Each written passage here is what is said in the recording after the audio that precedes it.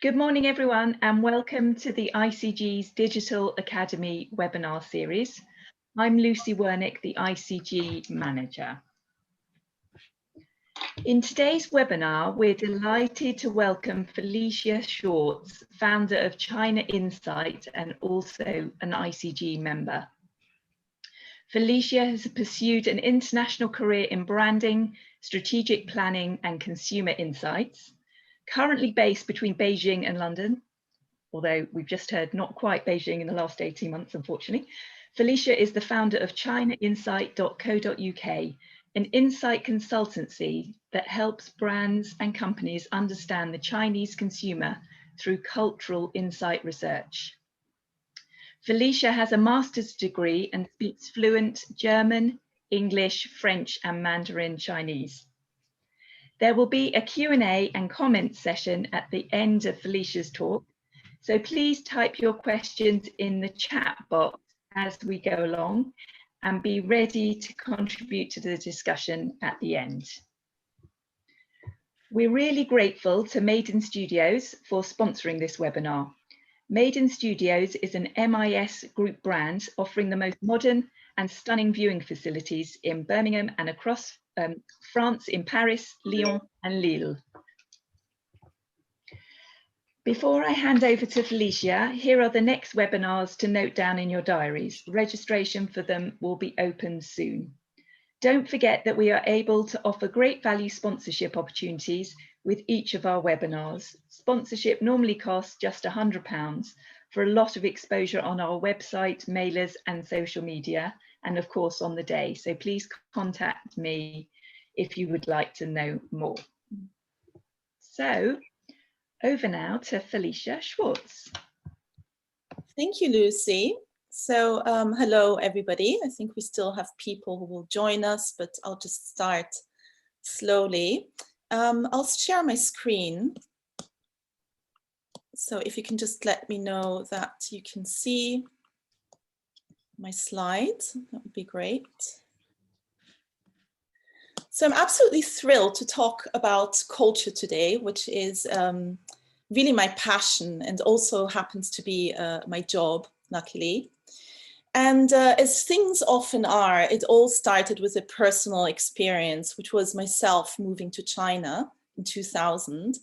So I moved out there to work for Ogilvy. Then I worked with another agency, Dentsu, Japanese agency.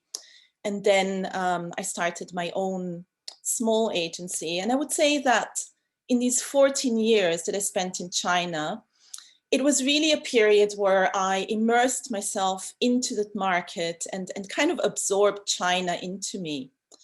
But then the interesting thing that happened when I moved to London and started working with clients and with agencies, mainly on global projects that integrated China, research projects, positioning, brand strategy projects that had a strong China dimension. That's when I noticed a big gap, a cultural gap in understanding, well, in this respect, in this instance, China, but in general, different cultures. And that got me really thinking about culture and strategy, culture and research. So what am I talking about specifically? I can just give you a couple of examples of projects where I thought culture was so important. I'm not going to mention clients and names because the idea is not to name and shame, but more to think about it. So, for example, I had an alcohol project where the client just thought about alcohol or posited alcohol as a total mood modifier. So they defined alcohol as something, a product that helps us change mood. And I thought that when we relate this to Asia and especially to China, they missed out on a whole really important point, which is the social and ritual role of alcohol in China. So I thought that in the brief itself, we need to think, how does this brief relate to the specific market, to the specific culture we're going into? Also matrices, for example, often when we do research, we relate them to need states. That's just one of the matrices that we might use. So we talk about need states like control, freedom, belonging. But the realization is that need states like that also need to be put through a local prism. So what does freedom, for example, feel like in China or in Japan, which are very much group cultures, very unified, where the individual has a different notion of freedom maybe than in the West. So that would be a second point. Also, when we talk about trending themes, so concepts that come up again and again that I'm asked to put into research, it might be an idea to test their validity across cultures. For example, in a couple of recent projects, we were looking at concepts that come up again and again in the UK, for example, community, diversity, sustainability. I think we are used to these concepts being talked about every day, and they're so clear to us. And when we say diversity, we absolutely all have the same understanding of what it is. But what is diversity in China or Japan? In China, you have 92% of the population who are Han, one ethnicity. Japan is 98% Japanese. So what does diversity mean there? Again, I think when we look at concepts like that, we need to relate them to the market, to the culture. And then we have, considerations that are a little bit more specific to research, for example, to methodologies. So when we talk about recruitment criteria, I do notice that I did put some client names in here. Sorry for that. But we did, for example, research for Vans about trend leading youths. And it was quite interesting, but because they wanted to get at young people who are, in most countries, they would be teenagers, maybe 15, 16 years old, but they have a lot of their own agency and they do interesting things, like they publish magazines or they lead movements, etc. And our point was that, for example, in China, we felt you really needed to go much older, maybe university age, because before that, Chinese tend to be very much within their families. They have very little agency. They're very much invested in their studies, and they're quite controlled. So their age of being more self-expressive would be higher than that maybe of youth in Western countries. So our recommendation was, let's adjust our recruitment criteria for China. Methodology as well. So in our markets, do we need to adjust methodology? Maybe in certain markets, topics like feminine hygiene or topics like that are very sensitive. Maybe people would be much more comfortable discussing this in friendship pairs and not in an in-depth, for example. So I think methodology is definitely something we need to think about as we adopt or adapt rather things to different markets. And then output has also been an interesting one. So in these big projects that are global, sometimes output and top lines are kind of squeezed into a big output, into a big presentation. And I think sometimes the macro context of the different cultures is missing. And then we just have quite dry reports of what happens in China, what happens in, I don't know, Brazil, instead of adding some of the macro context. What does it mean? So I presented certain data, but it has to be understood within a certain macro context. So I presented something on children, but the macro context that needs to be reminded is that in China, for example, the typical scenario is still a one-child family, and we need to keep that in mind. So I do think that when we proceed to top lines and output, it is always useful to put in again some of the macro context of our specific market. And then, there's the very obvious, but sometimes not so obvious fact of scheduling. I mean, this seems to be very routine and very just practical. How have I been given research programs that put the launch straight 1 week before the Chinese New Year? So of course we need to think of that. It seems very forgotten. So I just put this list up. I'm throwing this up just as a sign of the different ways I think that culture has not been integrated in research projects that I have done. And when we advertised this webinar, a couple of people came up and said, oh, you know, a market, there was also that. So I really hope that you can note down some maybe other examples or maybe elaborate on these, and we can discuss it at the end of this webinar, because your input would be really, really interesting. And I think it would be great to have a discussion afterwards. So coming out of this, what are my thoughts of what we need to consider in terms of culture when we go into research, when we go into consumer insight in general? So first of all, why is culture so important? Well, culture, of course, to many of us who deal with culture all the time, it is really our values, beliefs. It's what a group of people share, and it really influences perceptions, attitudes, behaviors. It's how we make sense of the world, and it's quite important. But the thing is, and any of you who have worked with culture, you're probably familiar with this image of the iceberg. The thing with culture is really that you have very obvious, explicit signs of culture, right? Artifacts, behaviors that are very much observable and explicit, so anybody can see them. But then there's also a whole range of attitudes and beliefs and values and assumptions that are intangible. They're implicit.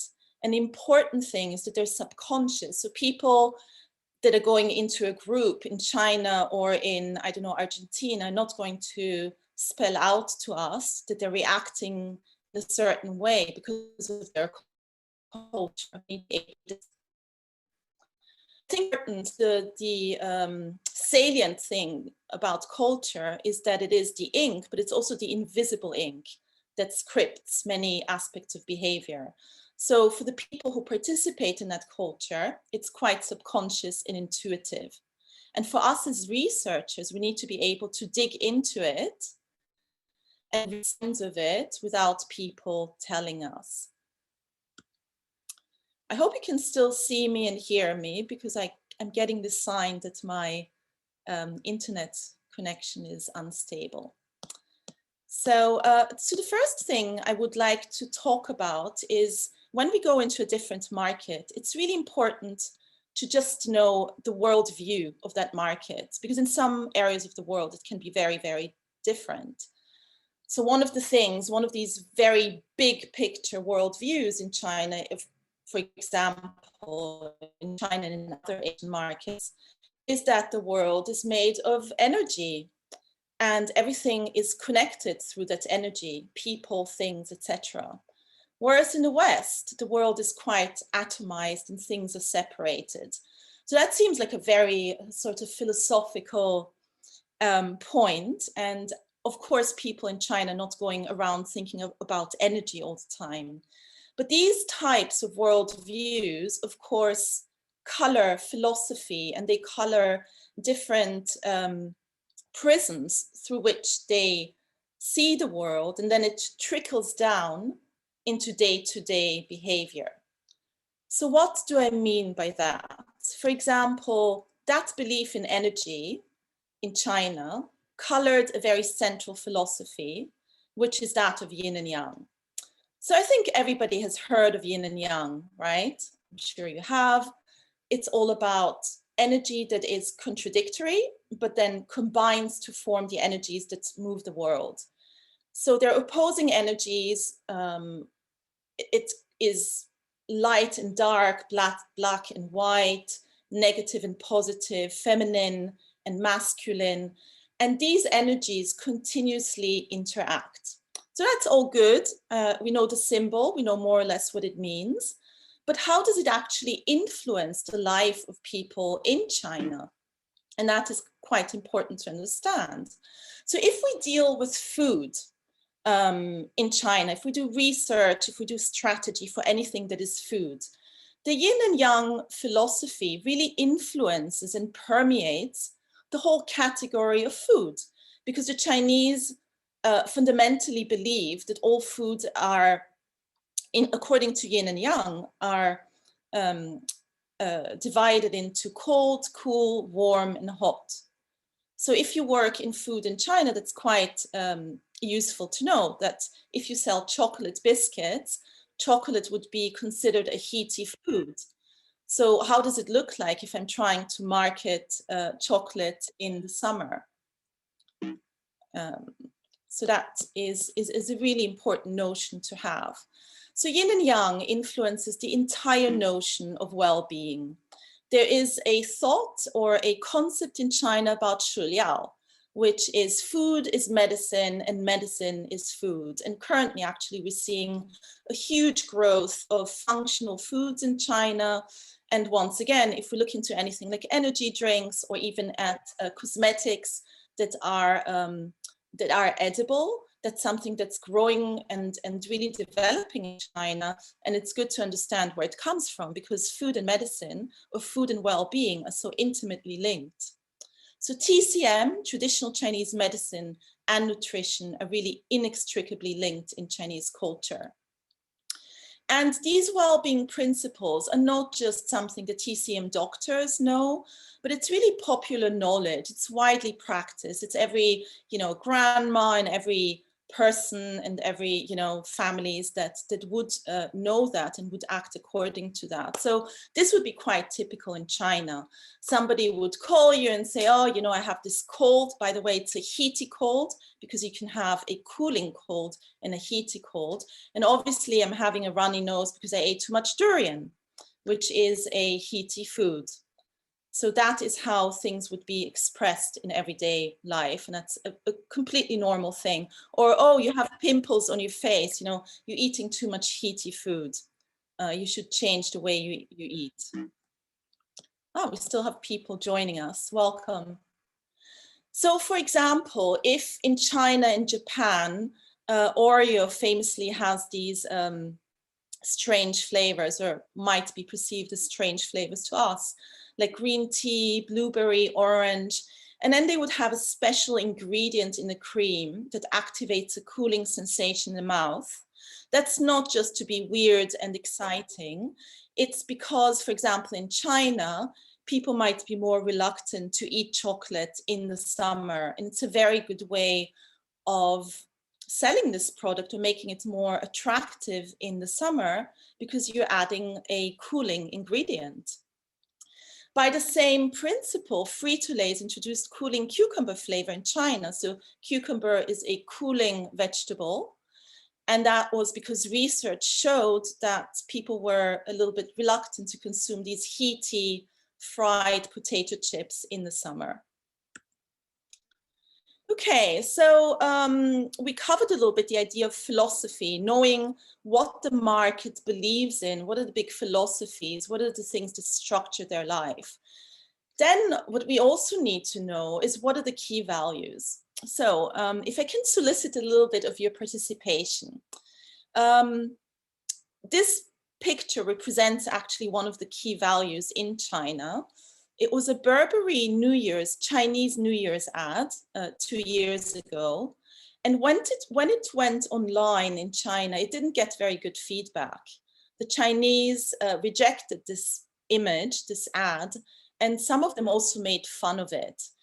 Can any of you have any thoughts about why this image was rejected in China? What do you think? You can unmute yourself. Some people still joining. Can anybody guess why the Chinese did not like this image? First of all, what key value do you think it represents?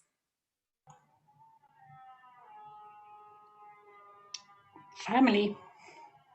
Yeah, exactly, Elizabeth. So it represents family. So Burberry probably did some research. They knew that Chinese New Year was a time in China where you speak about family. Family in general is a hugely important key value in China. So yeah, fine, they give them what they want. Here's family. But the Chinese did not like that. Why not? Is there a person missing, maybe? Is there a person missing? Yes, I don't see a mother figure apart from a grandmother. Yeah, perhaps, but that was not the main reason why they rejected it. So I think, you know, this image is a lot, sorry, go ahead. I was going to say, maybe the youngsters look a little aggressive. Yeah. Yeah, I think you're getting into the right direction. In fact, everybody here looks a bit cold and aggressive. So what was the comments that were trending on Chinese social media were things like, oh, you know, this is the Chinese Addams Family. Is this a horror film? So they threw in a very schematic sort of like, here's a family and here's some red, because we know that red is a good color, especially at New Year's. But there is no feeling of family. So in China, around Chinese New Year, people will gather from all over the country. They will put so much time and effort and money to gather with their family. There are feelings of warmth, of togetherness, of filial piety, etc. And this ad reflects none of that. So it's a little bit of an awkward attempt to put together some sort of image of luxury, perhaps, which is a little bit remote, and the topic of Chinese New Year, but it wasn't very successful. So the Chinese consumers that reacted to this felt like the brand is pandering a bit to them, because they're trying to show something that was related to the Chinese New Year, but they weren't very successful with it.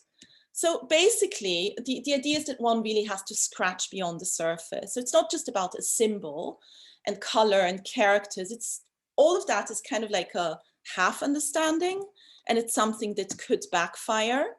So again, family plus Chinese New Year, what you should show is warmth, filial piety, parental devotion, family members coming together, traditional foods, lovingly prepared, and all of that.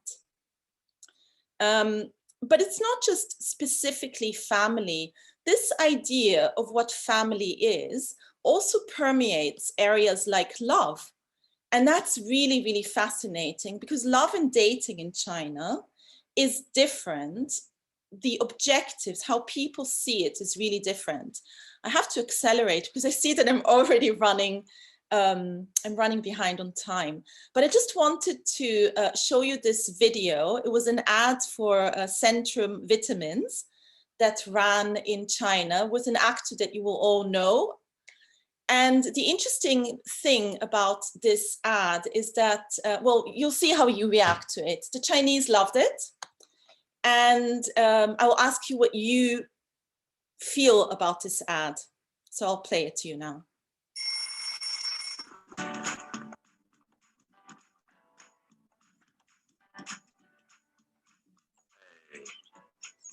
Morning. I finished early, so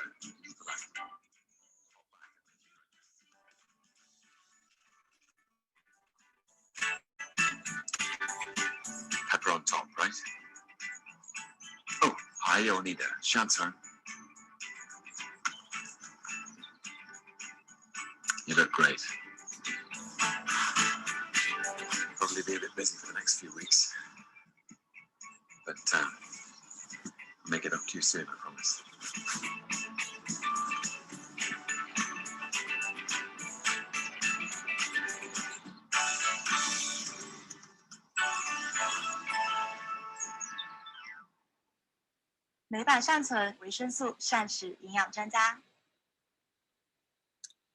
So, what do you think of this ad? Do you think this ad could run in the West? What kind of relationship does it reflect? Any thoughts? Yes, Lucy. Patriarchal. Matriarchal, okay. So some people in this country describe this ad as highly cringesome. I don't know if anybody else feels like that. But in China, this ad was loved. So, I mean, if there's any other reactions, please speak up, but I'm just a little bit conscious of time.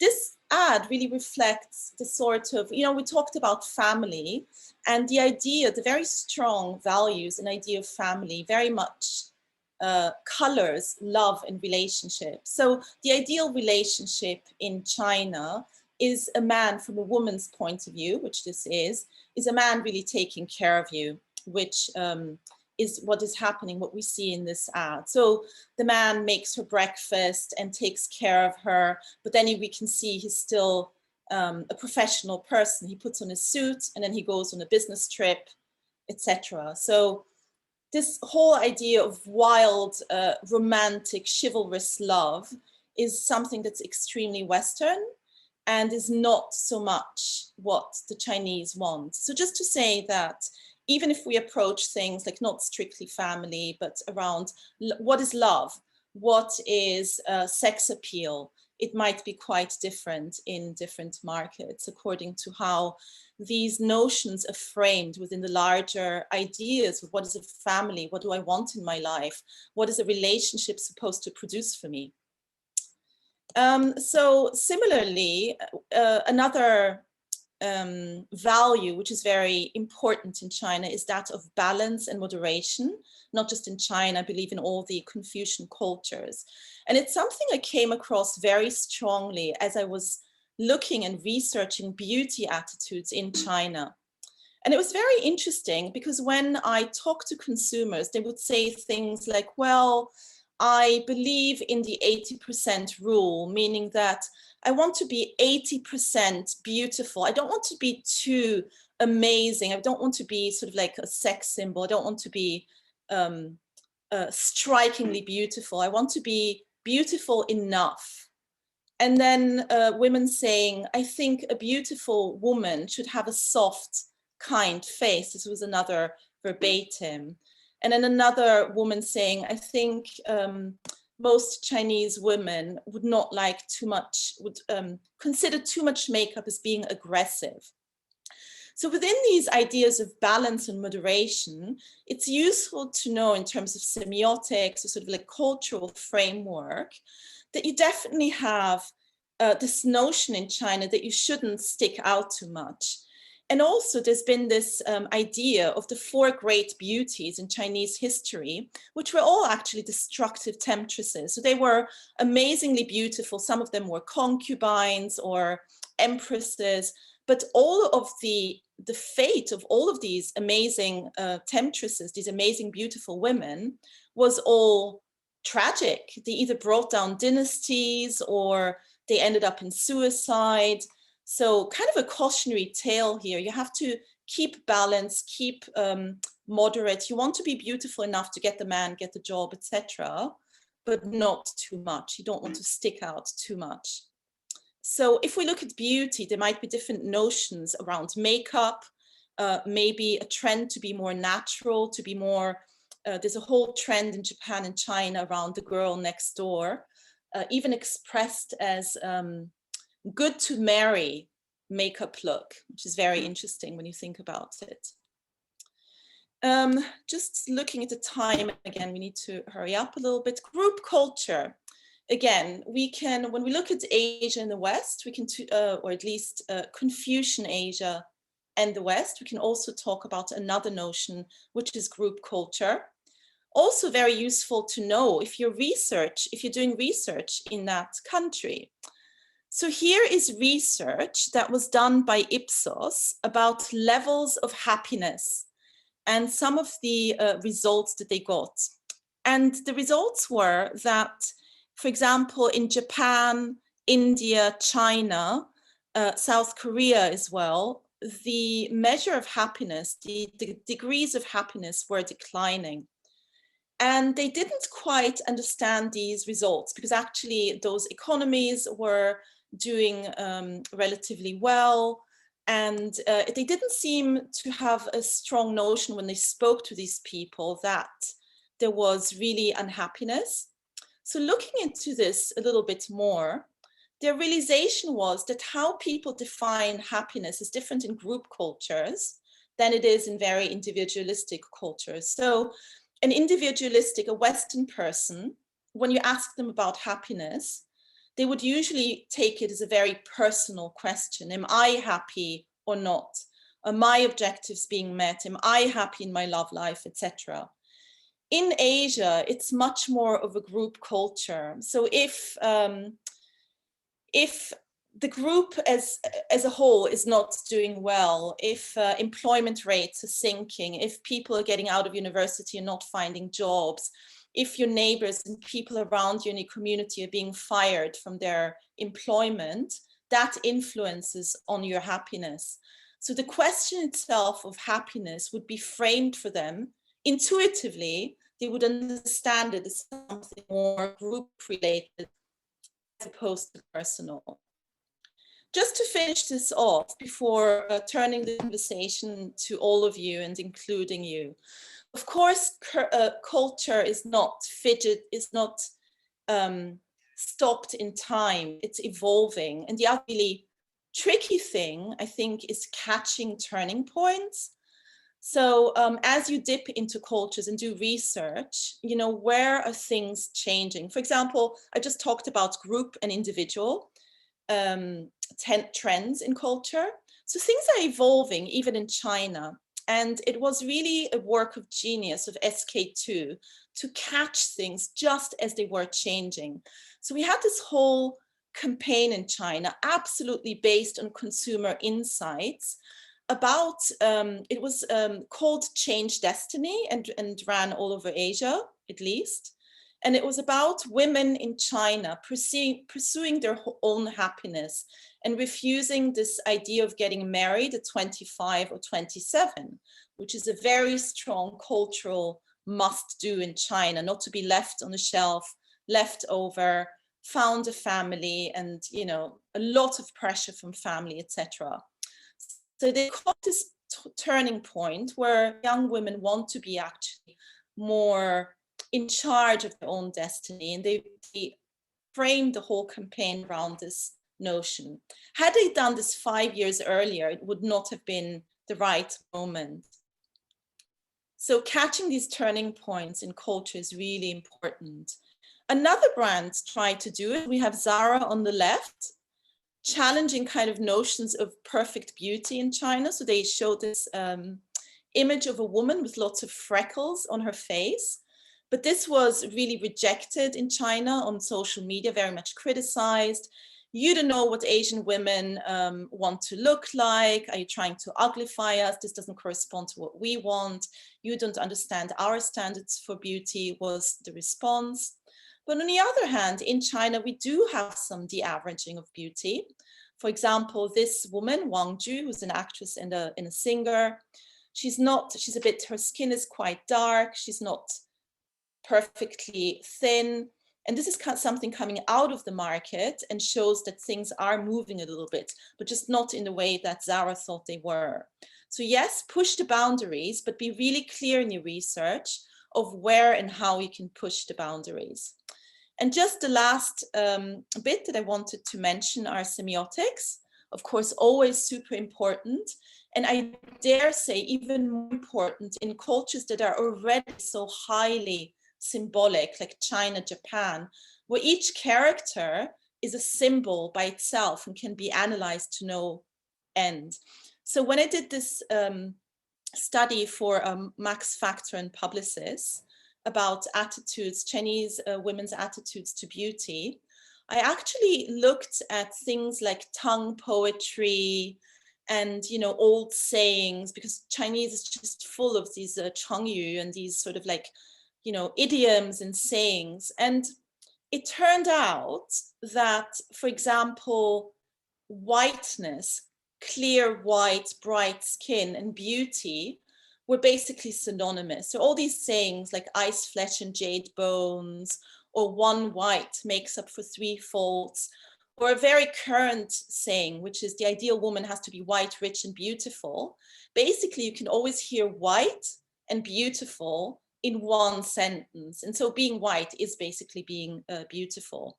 And then also looking at these ancient scrolls, actually people spent money to put this very expensive white pigment on these scrolls, just to make sure that the noble women's and empresses' faces will be really, really light. So they spent extra money to make sure that it would be, so it's something that's really goes back very long in history. So I did go over time a little bit. I apologize for that. But I just wanted to open the conversation to everybody and hear your remarks. And also I know that we have people from all over the world, and it would be great to hear some comments from other markets as well.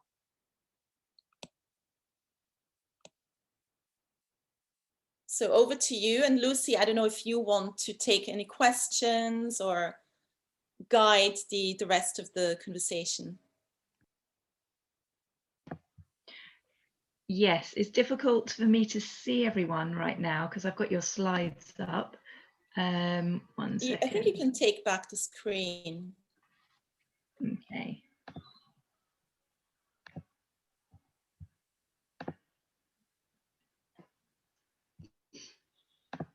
Okay, Felicia, if you could stop sharing, I'll be able to see everybody. Great. Okay, does anybody have any comments? Yeah, I'm happy to jump in. Hi everyone, I'm Sophie. I run a qualitative company based out of Malaysia, which operates throughout Southeast Asia.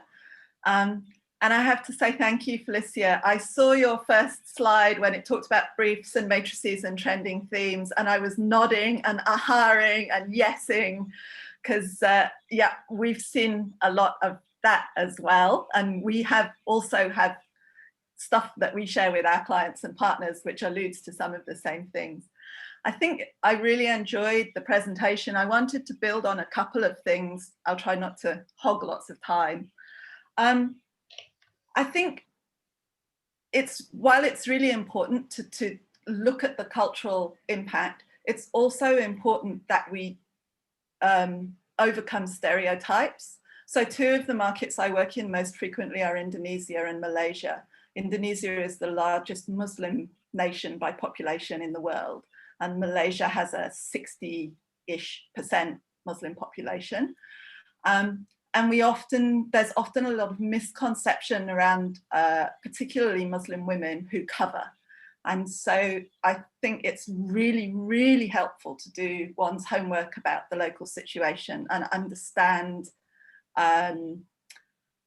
how attitudes locally are reflected. So for example, in Malaysia, the workplace is quite equal. So we have quite a lot of women in the workforce, and education, tertiary education actually skews female. So there can be perceptions that Muslim women who cover, I know this is changing and it's quite a long time since I lived in the UK, there can be perceptions that Muslim women who cover don't have agency, don't have choice, have certain paths mapped out for them. And I think it's really important to overcome those stereotypes, or at least to understand from people in situ and local markets what the situation is locally. And yeah, I think I'll leave it at that, because otherwise I have a tendency to take over and let other people chime in as well. Thank you, Sophie. Anybody else?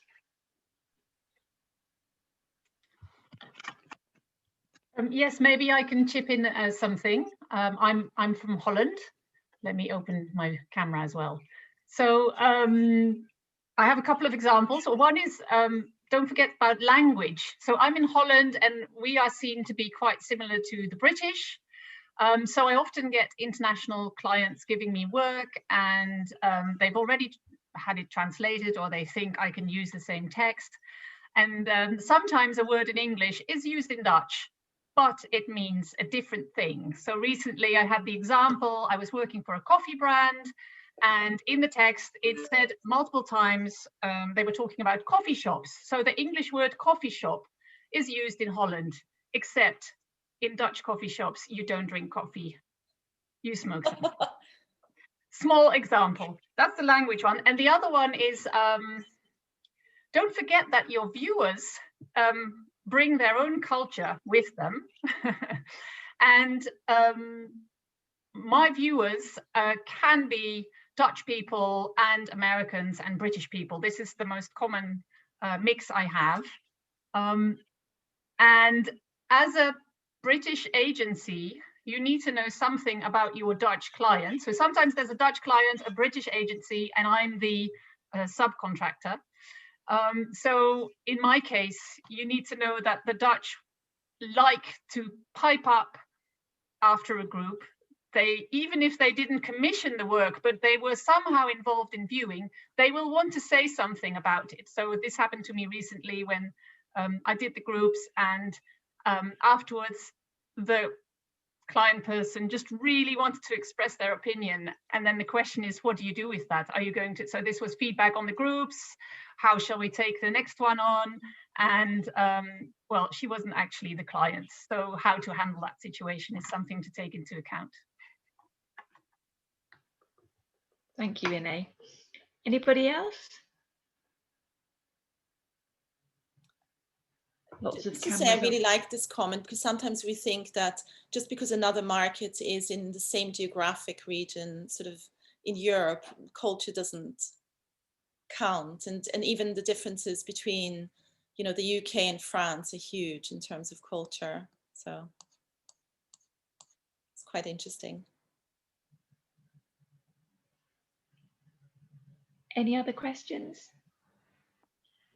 I'm curious, seeing as some of us seem to be in a similar position, what are we all doing to help our agency partners to write better briefs, or write briefs, even basic stuff, like I'm sure, Felicia, this happens to you, because there's still a tendency in Asian markets to defer to one's elders. I won't have an age group of more than 12 years in groups, because then the people who are at the younger end of the age group are probably not going to say anything, or not going to disagree with the older members of the group. Right. So we have to do a lot of kind of weeding out and helping with briefs, and pushing back and saying, well, we don't think that's a good idea, or I'm curious to understand how others manage that.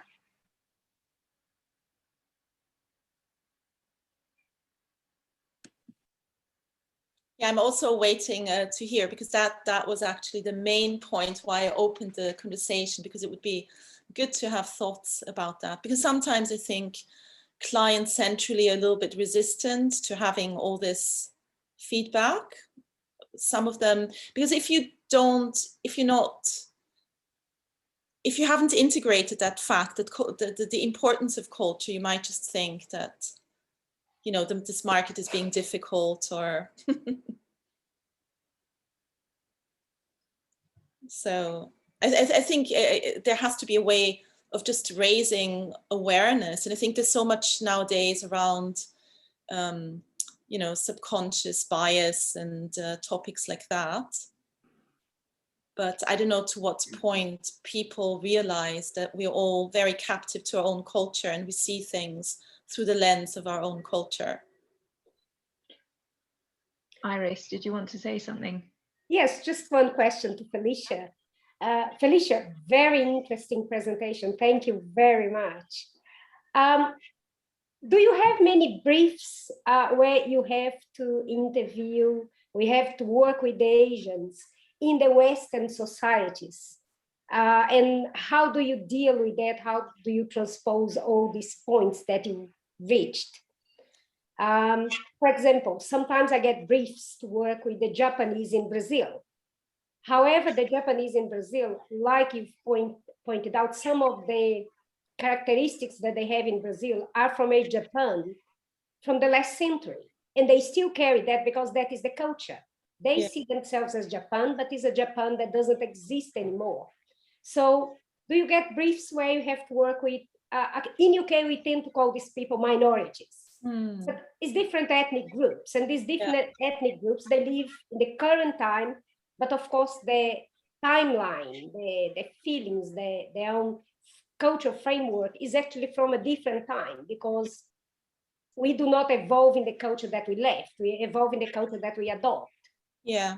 So do you get that sort of brief, and how do you deal with the cultural side to explain this discrepancy? Yeah, well, actually, no, I don't do minorities, and I make it quite clear that I specialize in Chinese in China.